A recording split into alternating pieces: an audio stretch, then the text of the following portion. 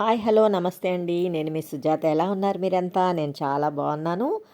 తెలుగు ఛానల్కి స్వాగతం పలుకుతూ మీ అందరు బాగుండాలి మనస్ఫూర్తిగా కోరుకుంటూ ఈరోజు గోల్డ్ ఐటమ్స్ని మనం ఎలా క్లీన్ చేసుకోవాలో చూద్దాం.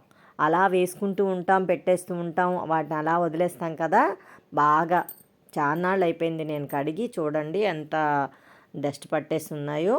వాటిని అదిగోండి కాస్త నీళ్లు పెట్టుకొని కొంచెం అలా బుడగలు వస్తుంటే కొంచెం గోరువెచ్చగా అవ్వగానే ఐటమ్స్ అన్నీ కూడా అందులో వేసేసుకుందాం. వేసుకున్న తర్వాత ఇప్పుడు చూడండి కాస్త బేకింగ్ పౌడర్, మీకు తెలుసు కదా, వంట సోడా, దాన్ని అలా వేసుకోండి. వేసి దాన్ని అలా కదిపినట్టయితేనే ఆల్రెడీ చూడండి వాటర్ కలర్ మారిపోయింది. అంటే దాంట్లో ఉన్న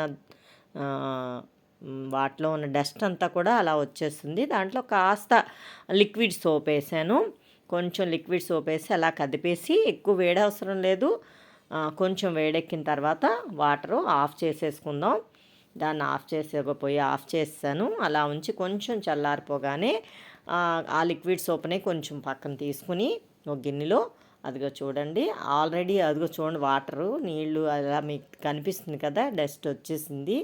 అది పెట్టి సింపుల్గా మనం మంచి బ్రష్ ఒకటి తీసుకుని ఆ బ్రష్తో ఐటమ్స్ని అలా ఆ లిక్విడ్ పెట్టి కొంచెం అలా మీరు ఇలా కొంచెం చేయగానే నీట్గా వచ్చేస్తాయండి.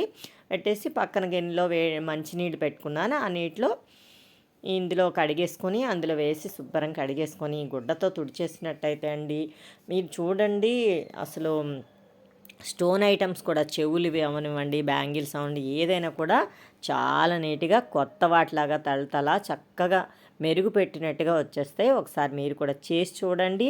చేసి నాకు కామెంట్ పెట్టండి. ఎంత బాగా వచ్చాయో మీకే అర్థమవుతుంది. అంత చక్కగా వచ్చేస్తాయి అన్నమాట. మీకు కొత్త ఆర్నమెంట్స్ లాగా కనిపిస్తాయి అన్నమాట. అంత నీట్గా వచ్చేస్తాయి. దాంట్లో ఉన్న ఏ డస్ట్ ఉన్నా అందులో శుభ్రం దిగిపోతుంది. కొంచెం ఆ బ్రష్తో మన లిక్విడ్ సోప్తో చూడండి ఎంత చక్కగా వచ్చేసాయి అన్నీ కూడా. స్టోన్స్ చెవులు కూడా. నచ్చింది అనుకుంటున్నాను మీకు. ఒక లైక్ ఇవ్వండి, షేర్ ఇవ్వండి, సబ్స్క్రైబ్ చేసుకోండి.